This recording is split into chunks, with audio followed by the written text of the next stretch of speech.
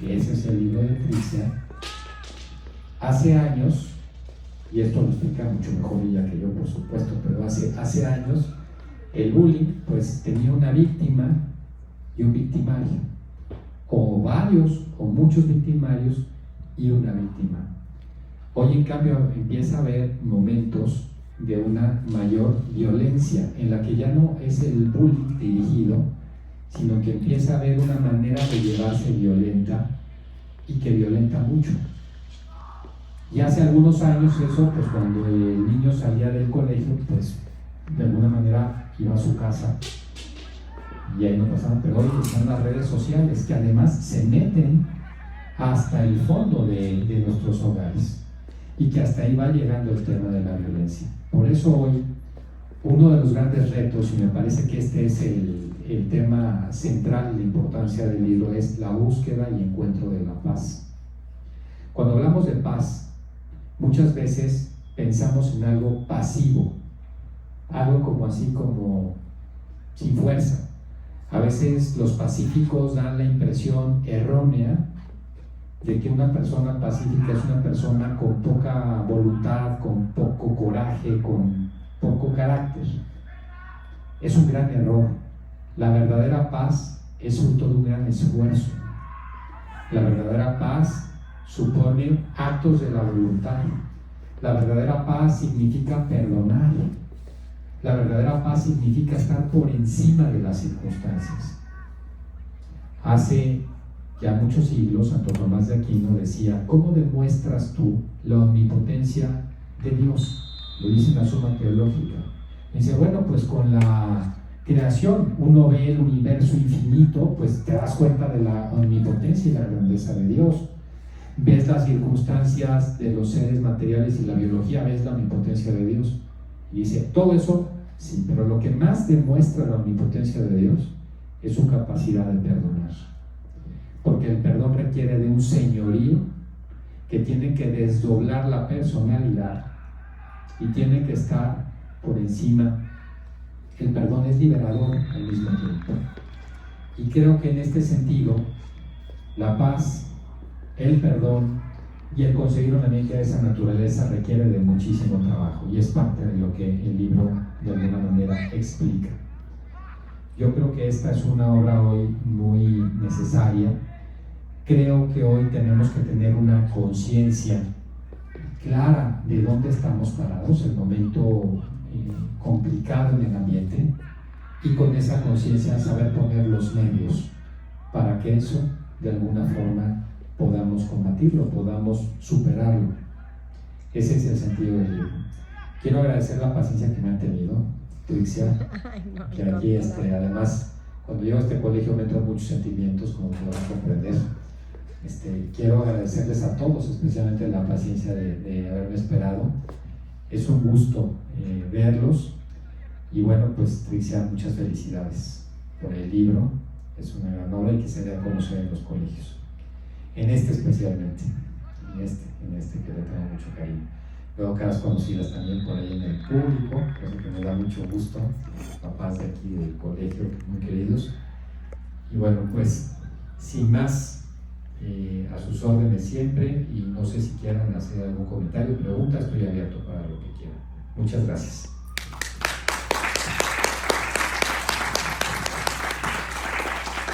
Bueno, doctor, es un honor, la verdad es que para mí esas palabras y todo el conocimiento que usted tiene y todo lo que pues nos comparte, y que este libro le haya gustado, o sea, que es de esas cosas como diosidencias, ¿no? Que Sofi, que está en mi plataforma, que ahora es la plataforma que vamos a tener como proyecto en común, me dijo, ¿no? O sea, ay no, yo le dije, no, por favor, dile, no sé qué, a ver si vamos a desayunar para platicar de la plataforma y tal.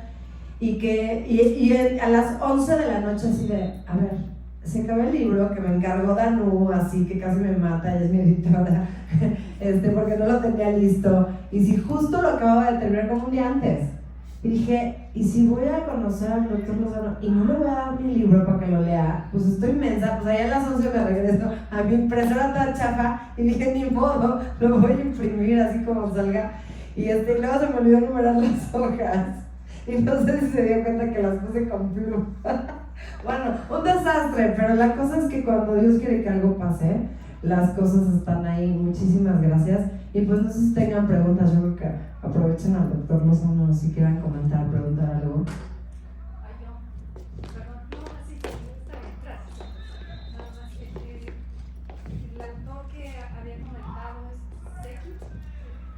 Seki no tiene un libro como tal, es un estudio que se publicó como paper de trabajo en el cual presentan los resultados de ese estudio. Entonces pusieron a un grupo de gente más o menos de edades alrededor entre los 30 y los 40 años, 40 y tantos, los ponían los sentaban y les ponían electrodos para ver cómo se comportaban las ondas cerebrales y les ponían, si declaraban odiar a alguien, por ejemplo, le ponían fotos de esa persona. Entonces veían cómo reaccionaba el cerebro. Hay que recordar que las pasiones tienen distintos niveles, como el ser humano. El ser humano, nosotros, somos hechos de un cuerpo físico, una mente y un espíritu. Esto se da a nivel cerebral. Esa pasión también tiene un reflejo espiritual, pero esto a nivel cerebral. Entonces se va viendo cómo el cerebro se prende el cerebro funciona con impulsos eléctricos, entonces se va viendo qué zonas del cerebro se prenden con el odio. Y ese es el estudio, y es muy impresionante, es el que se ha hecho hasta ahora. Pero ya para algunos es un problema de salud pública en el mundo, ya es una pandemia que no teníamos hace 10 o 15 años, y somos poco conscientes de ello. Y es todo un tema. Falta mucho por escribir al respecto. Z-E-K-I, profesor Seki, y lo pueden googlear, ahí van a encontrar estudios sobre el odio. Seki, él está en la Universidad de Londres, y ahí vienen referencias, hay varios artículos en la red donde pueden consultar todo esto que les acabo de decir. En alguna de sus intervenciones o las colaboraciones con López Dóriga, felicidades por esas colaboraciones, hablaba de la pandemia de Necistemia. ¿Alguno de estos se involucra con eso? Bueno, cuando hablamos de esos temas, hablábamos de la enfermedad, de lo que fue la pandemia, ¿no? Que empezó siendo una epidemia, el COVID, luego pasó a ser pandemia. Todo esto fue en el año 2020. Arrancamos el año con una epidemia en la ciudad de Wuhan, se convirtió en pandemia en marzo, se declaró endemia en agosto y sindemia en noviembre. Y explico cada una de esas palabras pues son palabras un poco domingueras. Epidemia es cuando hay una enfermedad contagiosa con un contagio descontrolado en un grupo de población. Eso fue lo que pasó en la ciudad de Wuhan. Había un contagio descontrolado, empezó a haber mucha gente con el virus. Oíamos que era un virus no conocido, o sea, de naturaleza nueva en el mundo, de la familia corona, pero 10 veces más grande que el virus de la influenza. Ahí empieza. Pandemia le llama a la Organización Mundial de la Salud cuando el contagio brinca de un continente a otro, y en el nuevo continente, el continente contagiado, hay contagio ya local. ¿Se acuerdan cuando en el año 2020 decían, oye, es que los contagios, pero este señor venía de China, y bueno, pues tu contagio, pero cuando este señor no ha salido a ningún lado, y ese señor fue contagiado y no hay una explicación, pues quiere decir que lo contagió alguien que ya tiene el virus en el país. Entonces, el 11 de marzo del año 2020, el señor Tedros Adhanom, que es el director de la Organización Mundial de la Salud, declara la pandemia. Es la primera vez en la historia de la humanidad que se declara públicamente una pandemia. No había OMS antes de la Segunda Guerra Mundial, pues es la primera declaración de pandemia que se hizo. Fue una cosa impresionante. Nos fuimos todos al confinamiento. Por eso esa fecha va a quedar en los libros de historia, el 11 de marzo del 2020. Luego, en agosto, se hizo un congreso muy importante, organizado por la Organización Mundial de la Salud, en el que se discutió la necesidad de las vacunas por emergencia. Hay que recordar que las vacunas que hemos usado para el COVID no han pasado todos los protocolos. En su gran mayoría se encontraron en fase 2, cuando a veces son 4 o 5 fases las que se requieren, pero se autorizan por emergencia. Y en ese congreso se declara que este virus, por su velocidad de mutación, llegó para quedarse. Es endémico, nos tenemos que acostumbrar a vivir con el COVID, no lo podemos quitar ya, no se puede eliminar. Entonces, así como pasó con la gripe española, que es la actual influenza, o con el sarampión, pues son enfermedades pues, que nos tenemos que vacunar y entender que hay que vivir con eso. Y en noviembre este tema de sindemia, que es esa palabrita a la que se refiere, se declara la revista médica más seria del mundo es la revista Lancet.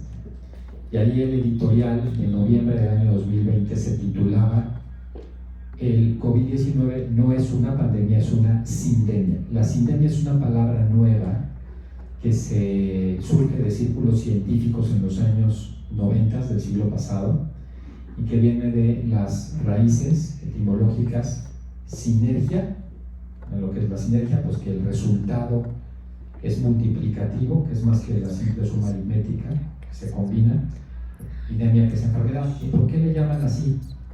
Entre otras cosas, y esto es lo más peligroso, porque el COVID tiene un comportamiento muy extraño que no tienen otras enfermedades y que no habíamos visto.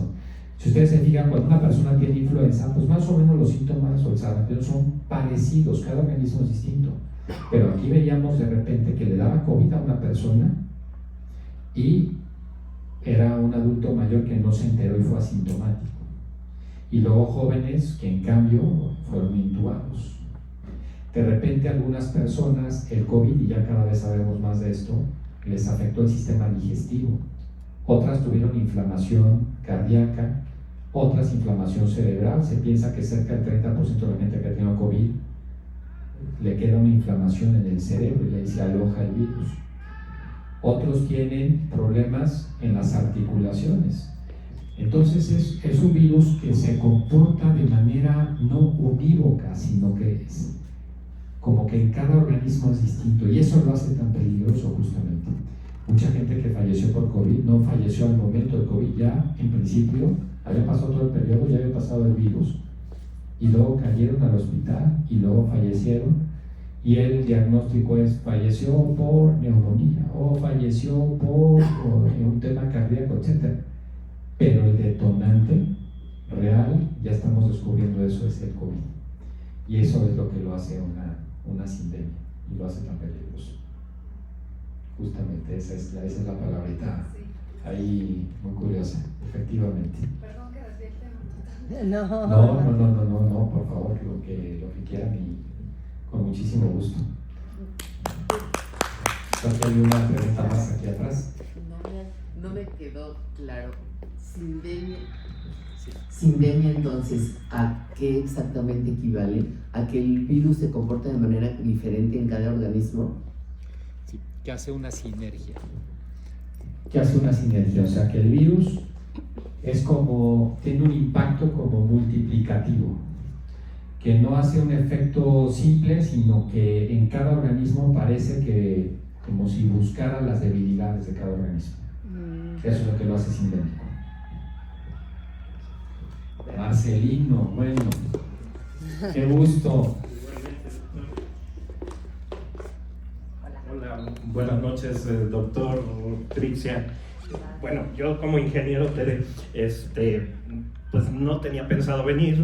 Mi hermana, que es pedagoga, que ahora está en Aguascalientes, me dijo, oye, ve y me cuentas, porque me interesa mucho el tema, ¿no? Y pues bueno, y se lo agradezco muchísimo porque pues me voy pues pensando muchas cosas como padre de familia también de aquí de Cedros y pues también egresado desde el kinder, cuando el kinder estaba aquí en Tecoyotlán, ¿no? Pero bueno, retomando el tema del bullying y lo que decía Tere, en nuestro tiempo, pues sí, ya estaba el bullying y no le llamábamos así, no era el típico me molesta, no sé qué, pero bueno, y lo tengo muy presente y el Cedro siempre ha sido una escuela de vanguardia, terminabas resolviéndolo en el camellón de aquí de Victuales, en mi época, ¿no? Y ahí se acababa, ¿no? Ahí el que te molestaba, el que te había empujado, el que te había hecho, ahí terminaba, ¿no?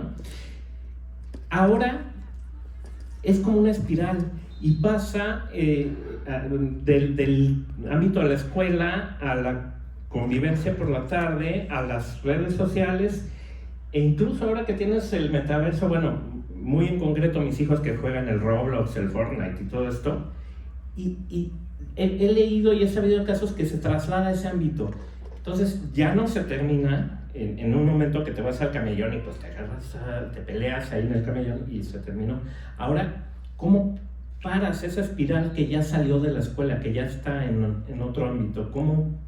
Y que es un tema también, pues con sus raíces a lo mejor va generando odio, ¿no? Ya pasa del bullying al odio que decía el doctor, ¿no?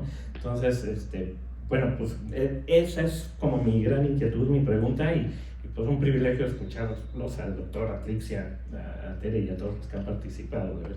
Sí, Gracias. gracias. Muchas gracias. Bueno, de que les doy mi parte. Yo que tengo un hijo de 8 años que está ahí, el más chiquito, que se llama Alex, que ha tenido una enorme paciencia y lo reconocemos por eso. Justamente yo veo que el Minecraft, que se empezó desde que Jimena, que está también ahí, que es mi otra hija, era chiquita, aunque nunca le han gustado los videojuegos, empezó a formarse como un entrenamiento para llevarnos al día de hoy, que ya estamos empezando a entrar al metaverso, en donde ya la mente y la gente no distingue, ¿no?, cuál es la diferencia entre lo real y lo no real, lo cual es una cosa epidémica y es una cosa tragediosa, porque yo la verdad cuando hace 15 años empecé la conferencia de bullying, yo decía, ¿cómo? O sea, es como que cosas tan obvias que yo decía, es que cómo la gente no se da cuenta que le están dando a sus hijos entrenamientos de guerra para que jueguen. O sea, ¿en qué momento alguien no se enteró que están mandando ese mensaje de cómo preparaban el cerebro de un soldado para que matara despiadadamente y ahora pues es un juguete, ¿no?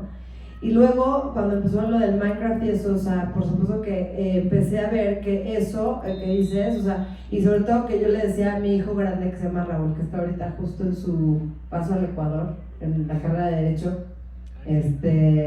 y bueno, pues súper orgullosa la verdad de él.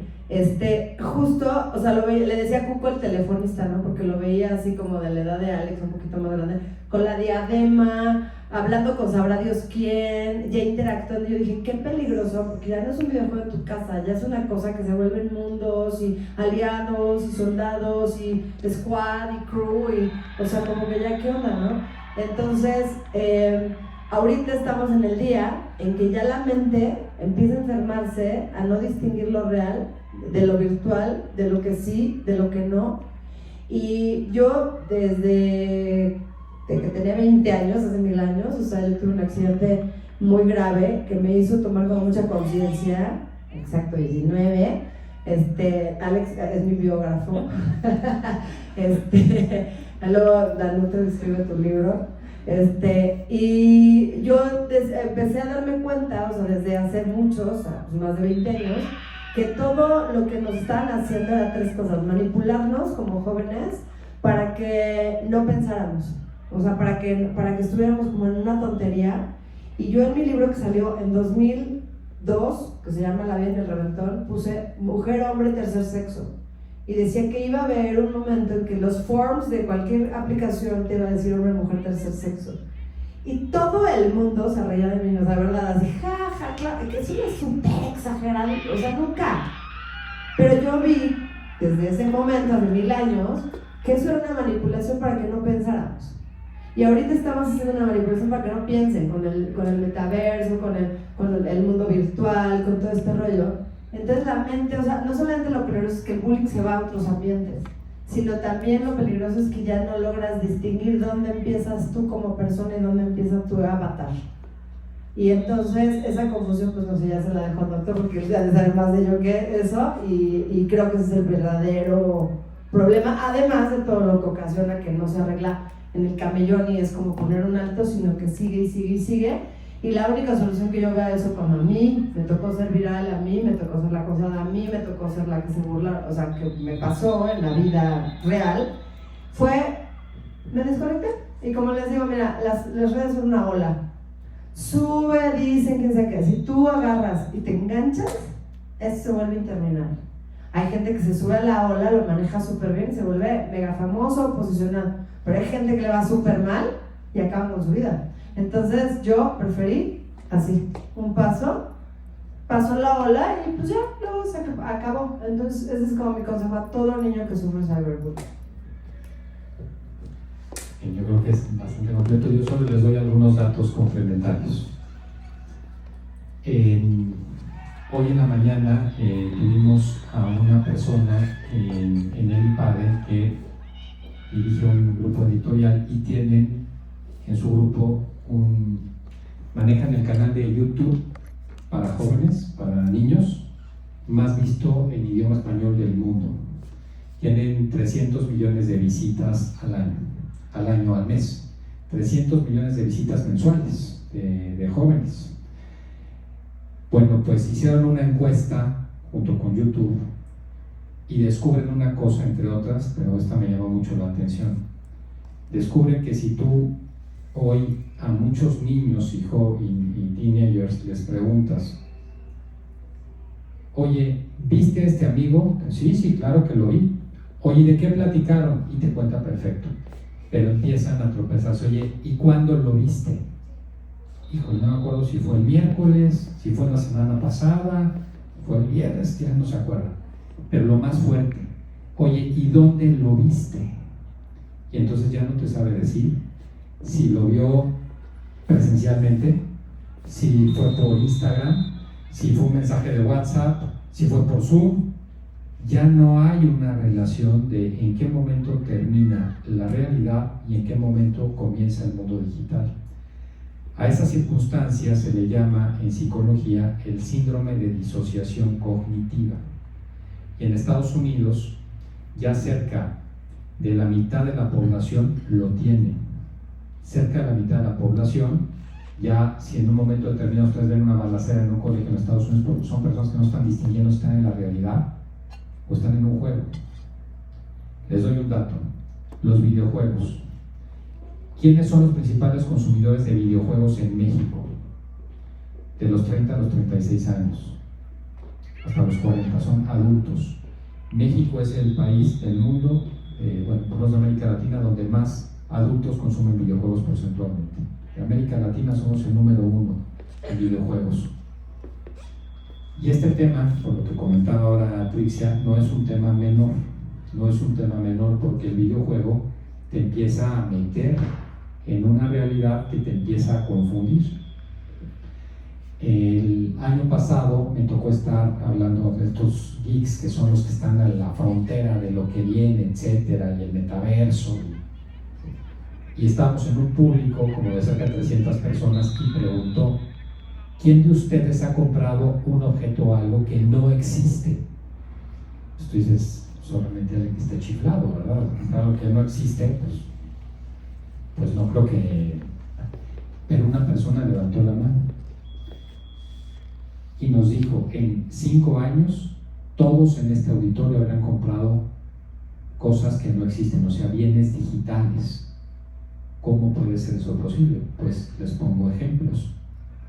Ya empezando por los videojuegos. Le compras la ametralladora o la espadita al soldado. Es un bien digital, el videojuego mismo. Pero no hemos llegado solo a eso. ¿Qué son las bitcoins? Que es la moneda, por cierto, de uso corriente en El Salvador. Pero no solo eso. Estos que llaman los NFTs o una cosa así, que son obras de arte, ¿cómo se llaman? NFTs. NFT. Los NFTs, y la gente los compra. Pero además nos puso otros ejemplos.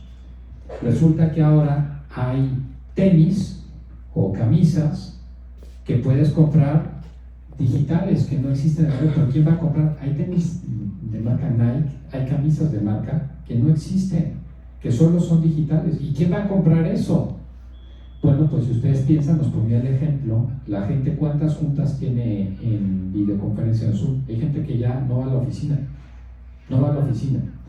Entonces tú te compras una camisa, tú estás en pijama en tu casa y te compras la camisa digital y se te ve perfectamente bien, planchadita, Además no puede ser copiada porque tiene cadena de blockchain, no te pueden hacer una camisa pirata, es un diseño muy original. No ocupa espacio en el closet. Ahí la tienes y usas tu camisa digital y vale tus $200, $300 la camisa digital. Entonces, con esto, ¿qué está sucediendo? Que estamos empezando a estar en una economía de lo digital. Y claro, eso es en la economía, y suena muy interesante como aspecto económico, pero ¿qué pasa en el centro de la persona humana? ¿Qué le pasa a las personas que empiezan a comprar cosas digitales? Cosas que no existen. Empieza a haber esa ruptura. Y hablando del metaverso, el gran problema, y esto lo quiero subrayar, y esto así como para cerrar, una reflexión que me parece muy importante. Hoy, a nivel global, tenemos un problema de salud mental como no habíamos tenido en la historia. En la peor época de la pandemia, hemos mejorado un poco, pero en la peor época de la pandemia, prácticamente la mitad de la población global llegó a tener problemas de ansiedad o depresión. Prácticamente la mitad de la población mundial, no lo digo yo, hay un informe de octubre del 2020 muy importante en ese sentido.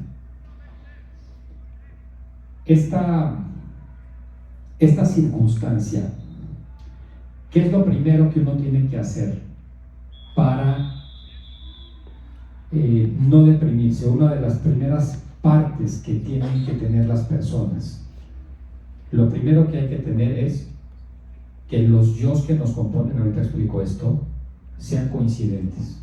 Todas las personas, todas las personalidades del ser humano es muy rico, tiene muchos aspectos la personalidad. Tenemos 4 yos. El yo que realmente somos, que es el yo auténtico, pero es el yo más difícil de conocer de todos.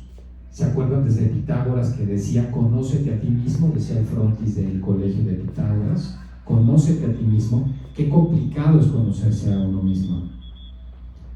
Y es muy complicado porque implica no solamente actos de inteligencia, sino de la voluntad. Cuando uno se conoce a sí mismo y se ve en el espejo, hay cosas que pueden no gustarnos de nosotros y subconscientemente rehuimos de ellas. Hay un segundo yo, que es el yo que creemos que somos. A ese yo se le llama ego. Normalmente cuando nos hieren, lo que hieren es al ego, no al yo auténtico. Es un tema muy importante también por temas de bullying y por todos los temas que tenemos alrededor. El ego. El tercer yo es el yo que ven los demás, que no coincide ni con el yo auténtico, ni tampoco coincide con el ego. Y un cuarto yo que ahora se ha desplegado es el yo que mostramos en las redes. Este cuarto yo, que es el que mostramos en las redes, ¿saben ustedes que más del 90% de lo que se enseña en redes es falso? Que esos influencers que se sacan la foto felices y se retocan y hacen el Photoshop y demás, en realidad están deprimidos. Que las circunstancias por las cuales estamos en las redes son esclavizantes. Cuando esos 4 yos no están alineados, entonces entramos en una ruptura interior y entramos en procesos de depresión y ansiedad. Por eso una de las cosas importantes en terapia es ayudar a la gente a que se acepte a sí misma, se conozca a sí misma, se acepte y sea la imagen que dé hacia afuera sin doblez. Ahí empieza, ese es el principio de la felicidad del ser humano. Un último dato. Las adicciones. Permitan que diga esto nada más para cerrar aquí. Las adicciones. Estamos en la época de la sociedad más adicta. Y cuando pensamos en adicciones, pensamos en alcohol o en drogas. No. Hay una adicción que se ha metido como hongo, como humedad por todos lados, que es la adicción digital. La adicción digital. Cierro con 3 datos nada más para que se den la idea de qué estoy hablando. La adicción digital es la que le da a una persona cuando está viendo el aparato móvil, el teléfono celular o una red. Hay estudios también, así con electrodos, para ciertos jóvenes que están metidos en redes, cuando les dan un like, tienen picos de dopamina. Un pico de dopamina es lo mismo que tiene una gente que está tomando un trago de alcohol si es alcohólico, o si está comiendo marihuana. Es un pico de dopamina, que es lo que los hace dependientes. Un like en las redes. Es tan amplio, segunda cuestión que les quiero decir, este tema de la adicción digital, que en Alemania en 2021 se hizo un estudio y se llegó al caso de que más o menos el 18% de los jóvenes en Alemania ya son adictos digitales. 18%. ¿Eso qué significa? Que si les quitas el celular un rato les da síndrome de abstinencia. Que si se ponen a ver videos de TikTok a las 5 o 6 de la tarde, son las 2 o 3 de la mañana y no dejan de ver los videos de TikTok. TikTok está hecho a propósito para ser adictivo. Va generando, el cerebro es así, el cerebro va perdiendo atención a menos de que esté esperando un estímulo mayor. El algoritmo de TikTok así está calculado. Tú vas viendo videos y de repente tienes uno y de repente pasan 3, 4, 5 videos y tienes otro y entonces no lo puedes soltar. Pues les voy a decir una cosa con las redes. En la casa de Mark Zuckerberg, y pasa con varios más de estos empresarios de Palo Alto, en la casa de Mark Zuckerberg, está casado con una señora asiática, prohibido el uso de celulares para sus hijos pequeños cuando estaban chicos. Las nannies que iban a cuidar a los hijos, el celular fuera de la casa. En la casa del señor que creó Facebook, ahora Meta, el señor del metaverso. Vaya dato. Es todo un dato. También Steve Jobs. Todos, prácticamente, incluido Gates, todos, aparatos en su casa con redes sociales prohibidos. Llama mucho la atención. Este es un dato bastante llamativo. TikTok hoy es la red que se está llevando todo. Facebook está muriendo y TikTok está tomando una fuerza grande. Es más, el 40% de los jóvenes cuando hacen una búsqueda ya no la hacen en Google, la hacen en TikTok. Este es un tema que creo que tenemos que tener conciencia. Conciencia.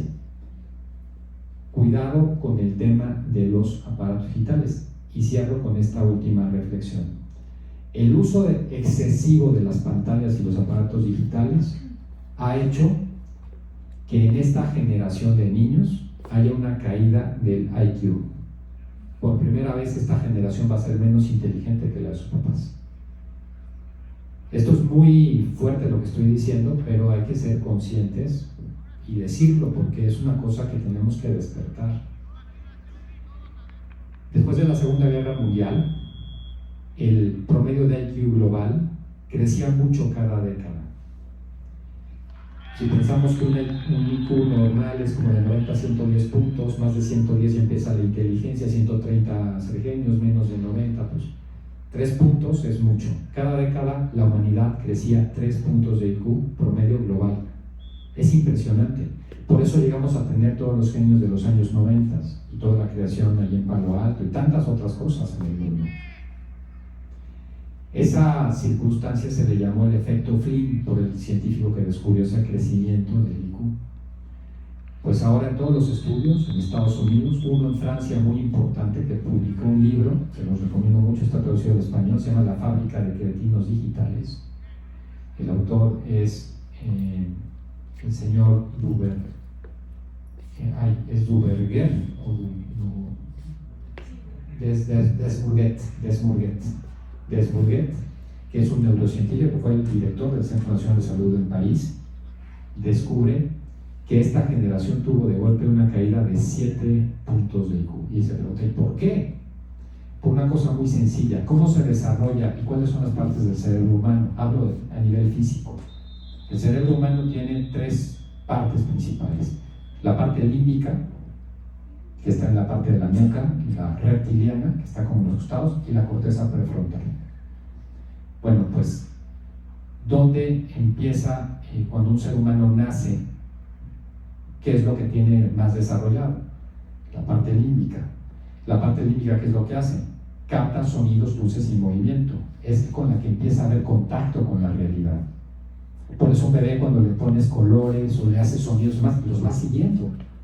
Porque es la capacidad que tiene de captación de la realidad, una captación intensa de la realidad.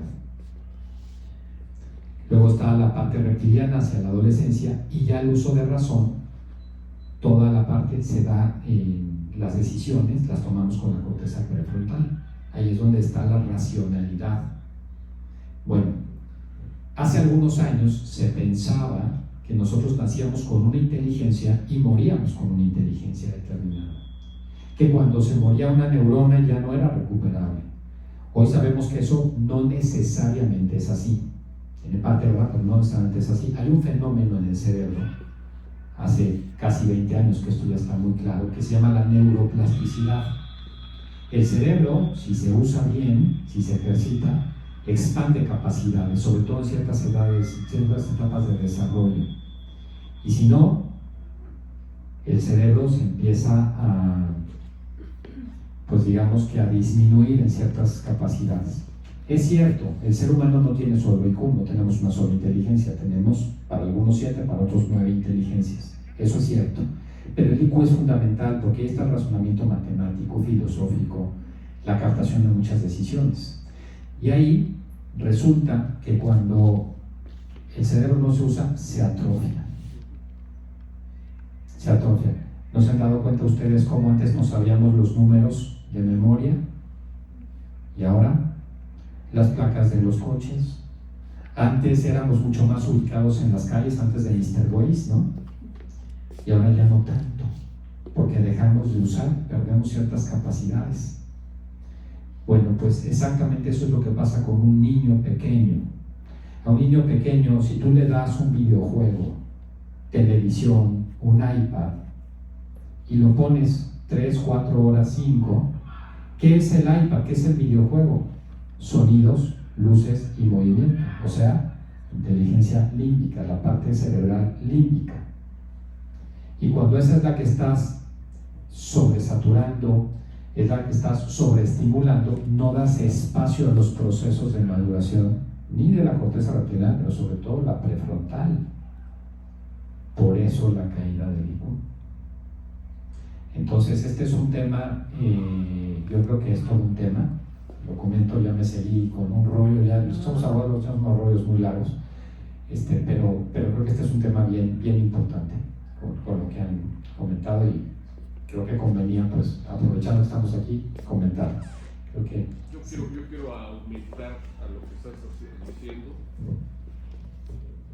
tu reflexión respecto a lo que está ocurriendo con los programas abiertos ya de inteligencia artificial como ChatGPT, que te está permitiendo ya desarrollar conceptos en base a una pregunta, ¿no? Ya pasaron un examen de proficiencia de Wharton, ya pasaron un examen médico, ya han llegado a hacer, con simplemente hacer preguntas relativamente adecuadas, y eso en las manos de todo el mundo. Ya puso Microsoft una disponibilidad para poderle hacer preguntas directas a ese chat, a un subprograma de ese chat CGT que te sorprende con lo que respondes. ¿Qué opinas tú que le puede pasar a la capacidad intelectual de un ser humano si le das esa herramienta que le evite hacer mucha síntesis y mucha sinapsis en su mente? Es un tema realmente impresionante. En enero, uno de mis hijos, yo ya había visto muchos temas de inteligencia artificial, pero no había visto el funcionamiento del ChatGPT, y me tocó verlo y a fondo. La continuidad del IPAD de este año es sobre ese tema. Mi opinión personal es la siguiente: esto está en los linderos de lo que se llama el transhumanismo. El transhumanismo, que está muy metido con el cambio de época, tiene que ver con hasta dónde el ser humano deja de ser humano y el mundo deja de ser humano para empezar a tener un mundo maquinizado. Hasta dónde se puede tener conciencia, hasta dónde no, hasta dónde hay emociones o no en la inteligencia artificial. A ver, yo diría lo siguiente: con ChatGPT tú le dices, hazme un ensayo o un trabajo o una tesis, y te la escribe completa con la pregunta adecuada. Al día de hoy, en unos meses, las preguntas te las va a captar con mucha mayor facilidad, porque se está alimentando y retroalimentando la propia cómo funciona la inteligencia artificial, que está en continua evolución solita, ¿no? Por los algoritmos. Y el tema es que esa tesis o ese ensayo, pues resulta que no es como el de Yasmín Esquivel, ¿verdad? No hay plagio, porque no hay otro igual, porque está escrito en original, pero no por ti. No por ti, está escrito por una máquina, lo cual es un plagio también. Y esa es una preocupación hoy por hoy en las universidades, ¿no? Por supuesto. Es una absoluta preocupación porque ahora, ¿cómo puedes distinguir la realización de un trabajo de investigación? Antes pues hay programas, ¿no? Corres el programa y sabes si hay plagio. Ahora ya no es posible. Y esto va a tener una afectación muy importante en las personas. Yo todavía veo que es de pronóstico reservado, pero sí creo, esto que está preguntando es una pregunta para mí me tiene, la verdad, electrizado el tema y las capacidades que eso tiene. Yo creo que ahí tenemos un problema muy serio, no solamente porque perdamos inteligencia, sino porque perdemos el sentido humano, vamos a perder el sentido de la persona. El transhumanismo, que es una corriente científica que ha venido creciendo mucho en los últimos años, lo que plantea es la inmortalidad del ser humano. Y la plantea desde dos vías. Una es el rejuvenecimiento celular, y toda una serie de líneas de investigación ahí muy importantes, pero otra es, no te preocupes, si tú cara a la inteligencia artificial vas pasando tus decisiones como lo hacemos ya, ¿no? Como cuando en Amazon, ¿no? Compras un libro y ya al rato te ay, ¿cómo supo ese duende del Amazon que me gusta este libro? Pues porque hay algoritmos detrás que te van conociendo tu árbol de decisiones, tu manera de pensar, cada vez de forma más sofisticada. Bueno, cuando eso ocurre, resulta que mi conciencia es lo que traen ellos, ¿eh? No te preocupes, tú vas a seguir ahí, tu cuerpo ya no, pero tu conciencia se pasó a una máquina. Piensa, habla, dice y reacciona, pues como tú. Sigues estando ahí. Esto es el nivel a donde podemos llegar y donde ya el ser humano por primera vez deja de ser lo que el Génesis dice, el dueño del mundo. Esa es mi preocupación mayor. Pero sí es todo un tema.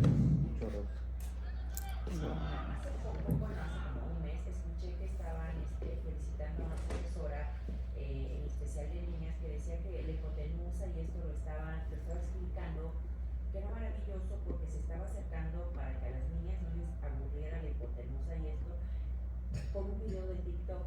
Entonces ahorita que me acordé, ¿no? que para eso está hecho el TikTok, para ellos, dice, es que te felicito porque la felicitaban porque gracias a esta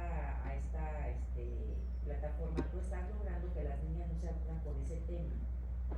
Entonces hasta ahí terminó y yo ahorita que comenta esto me quedé pensando, bueno, entonces ¿qué tiene que ver que las niñas no se aburran con el tema? Porque ya lo está, la profesora les está diciendo que lo estudien por esta plataforma. Bueno, vamos a ver, esa es una manera inteligente de darle la vuelta, pero el tema de que se tenga que mantener la atención sobreestimulada es el problema. Es el problema. Y pues, hay un viejo adagio que tiene que ver con todo esto que dice lo siguiente: la exacerbación de los sentidos produce el derribo de la inteligencia.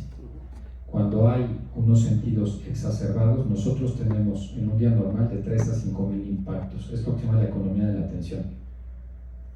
Estamos tan saturados que perdemos capacidad de pensamiento.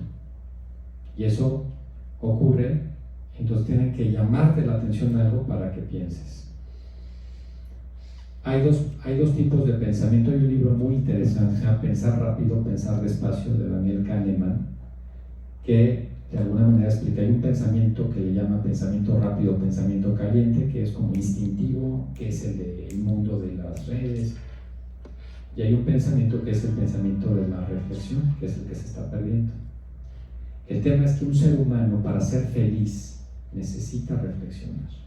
Un ser humano, para entender quién es, en dónde está en este momento de su vida, entender la trascendencia, tiene que reflexionar.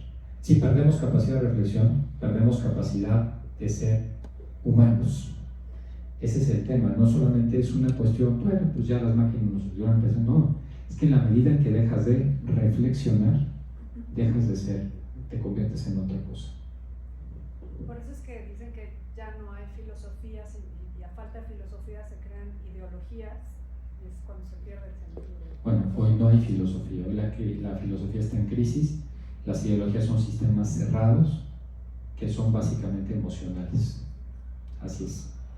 Ahí alguien con la mano levantada allá atrás, ¿no? ¿Sí? Muy buena pregunta, muy buena pregunta. Reflexionar viene de que uno bueno, reflexionar es pensar en uno mismo. Es cuando estoy reflexionando. Por ejemplo, cuando tú piensas, ¿cómo me porté hoy? Estás reflexionando. ¿Cómo me fue en la escuela? Estás reflexionando. ¿Qué quiero ser de grande? Estás reflexionando, porque estás pensando sobre ti mismo. Eso es reflexionar. Muy interesante, ¿verdad? Muy bien. Bueno. Pues muchísimas. Perdón, aquí hay otra mano levantada, no había visto, perdón. Sí, bueno, pues ahora que dijo eso de pasar a la inmortalidad a través de una inteligencia artificial, pues me pegó mucho, porque yo he jugado videojuegos desde toda la vida, ¿no? Y recuerdo que en mis tiempos, jugando Call of Duty o Halo, era meterte a una esquina, rezar porque no te encontraran, ir al baño y regresar en 1 minuto o menos. Hoy en día una inteligencia artificial lee tus movimientos, de tus patrones, de todo lo que vas a hacer, y tú puedes irte al baño con toda la calma mientras la inteligencia artificial, tú con el juego en pausa, hace todo el juego por ti. Así es. Me impresiona mucho. Así es un mundo, yo diría, a ver, es un mundo que se nos está escapando de las manos. Es un desarrollo, normalmente la tecnología tendría que ser un medio para que nosotros fuéramos seres plenos, pero cuando se nos va de las manos, pues se convierte en lo contrario. Y al principio lo es. Minecraft, ahora que lo dijeron, Minecraft empezó y el propio creador lo dijo, él lo quiso hacer para que la gente desarrollara su creatividad. Antes de ese juego era el Street Fighter y así, juegos que te limitaban mucho la... Tú siempre te preguntas de qué hay en esos edificios, qué hay en otros lugares, ¿no? El creador del juego quiso hacer un juego, él lo llamó mundo abierto porque no existía límite de a dónde podías ir, podías explorar todo a tu alrededor, ¿no? El tema con Minecraft es que tuvo demasiado éxito y todos los juegos después de ese se desarrollaron a la par. Entonces, pues, al crear un mundo que se asemejaba al real, la gente pues terminó. Bueno, les voy a dar un dato. Estamos en 23. En septiembre del año 21, octubre del año 21, el gobierno chino, que no se distingue por ser presidente democrático, emitió un decreto. En China están prohibidos los juegos online, solamente se permiten viernes, sábados y domingos de 8 a 9 de la noche. Ya no están, y algunos días festivos. Este es un dato pues muy revelador, muy revelador. Otra mano levantada allá atrás. ¿Sí? ¿Cuánto tiempo crees que es el adecuado para usar dispositivos electrónicos? ¿Al día? A ver, sí. No, está muy bien. Yo creo que un uso que diariamente no pase entre 1 hora y 1 hora y media es razonable. Es razonable. Se puede usar porque también sirve mucho. Ahora, depende que ve uno ahí, ¿verdad? Porque si uno está ahí y estás leyendo algo o juegas un ratito pero ves otras cosas, es diferente que estar esa hora todos los días jugando, porque entonces ya no es tan bueno. Tienes que combinarlo con cosas positivas, como algunos programas de acertijos matemáticos muy interesantes y otras cosas, pero no más de ese tiempo. Yo me voy a la pregunta de cuánto tiempo debe uno leer al día. Punto. Y es lo que Pues, ya no existe. Yo creo que una lectura adecuada mínima es una media hora diaria. idealmente entre 1 hora y 1 hora y media. Idealmente. Sí. Hasta donde yo me quedé, Minecraft es todo cuadrado, porque los niños dicen, es que no hay nada redondo, todo es cuadrado. Si tú haces una vaca es cuadrada, todo lo que tú hagas es cuadrado. Sí. ¿Qué tiene que ver eso con todo ahorita que ya están relacionando, que todo es cuadrado? No sé. Eso no lo sé, y no sé si eso tenga que ver, eso sí, claro, no lo sé, pero no sé si eso tenga que ver con algún tema de percepción de la realidad con razonamiento, o simplemente porque ese juego, la tecnología que usó fue así. No lo sé. Porque yo no sabía que todo era cuadrado ahí, a donde me quedé yo. Sí, algo, no tengo la causa exacta, no la sé la causa exacta por lo que sea así. Muy bien, pues. Trixia, tú tienes la regla del 3, 6, 9 y 12, ¿no? Ah, sí. Bueno, podría ser una buena conclusión para cerrar ahí para los chicos de las horas. Pues ya, muchísimas gracias, doctor. La verdad es que yo sé que se vino desde Puebla y todo, y el esfuerzo, y bueno, María Teresa, gracias también por estar aquí. Gracias por prestarnos el auditorio, Alicia. Y bueno, pues ahora sí que lo vamos a sacar mucho jugo en redes, a difundir a todos lados. Y bueno, la regla de 36912 es una regla que he puesto desde mi primer libro de bullying, que es antes de los 3, nada de tableta propia, y de preferencia nada de tableta en general. O sea, yo sí fui con mis bebés de 0 tabletas. O sea, me parece una tragedia que mis sobrinas no te podían saludar al año porque se enojaban porque tenían que distraerse de su película de la princesa con una cosa en la carreola que autocargaba la tableta, y eso fue hace como 10 años. O sea, de verdad es una locura, y son niñas que tienen problemas de depresión, son multimillonarias en yenes y tienen problemas de depresión terribles, ¿sí? La segunda, antes de los 6, nada de videojuegos, porque la conciencia básica se está desarrollando entre el bien y el mal hasta los 6 años. Y si tú le das a un niño a matar antes de los 6 y a empujar y a quitar, va a creer interiorizado ya en muy profundo que está bien eso. Antes de los 9, nada de internet a solas, porque si tú ves una imagen de extrema violencia o de imágenes feas de desnudos y eso, tu mente no logra captar qué viste y se va a donde vive Bim Bom en el Intensamente. ¿Sí vieron Intensamente? ¿No vieron Intensamente, la película Intensamente? ¿Ves que vive Bim Bom, un elefante parchado con chaleco? Ahí es el inconsciente profundo, y cuando tú ves algo muy fuerte en tu mente, la mente no lo reacciona y se va.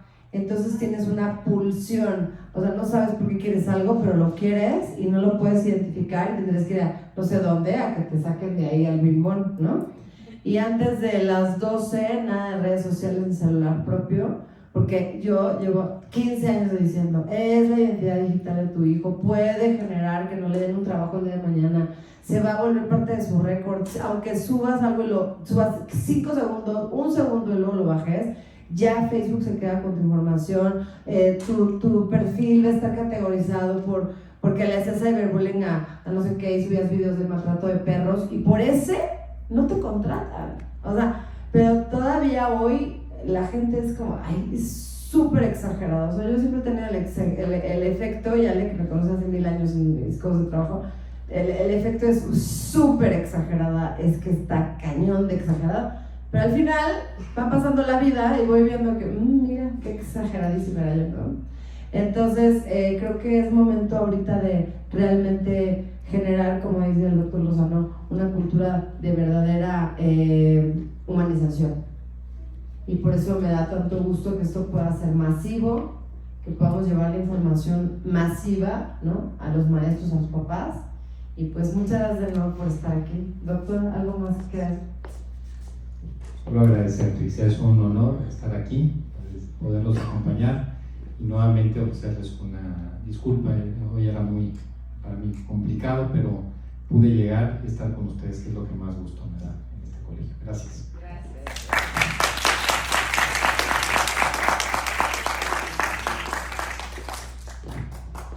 Muchísimas gracias, doctor, por estar aquí. Trixia, muchísimas gracias por todo. O sea, tu libro está increíble, lo estuvimos leyendo también para sacar algunas cosas en los días posteriores aquí en Cedros. Y bueno, muchísimas gracias a todos por acompañarnos. Un aplauso a los dos que son grandes, o sea, yo los sigo muchísimo. Mi esposo, que fue su alumno también, y mi hermano también. Entonces, mi esposo es Eduardo Galindo. Ah, no me digas. Sí. Qué bárbaro. Así es, gracias. Y bueno, muchísimas gracias. También si gustan, aquí hay un coffee break por si alguien quiere tomar algo. Y bueno, también los libros de Trixia están en la mesa de la derecha. Muchísimas gracias, que tengan buena noche.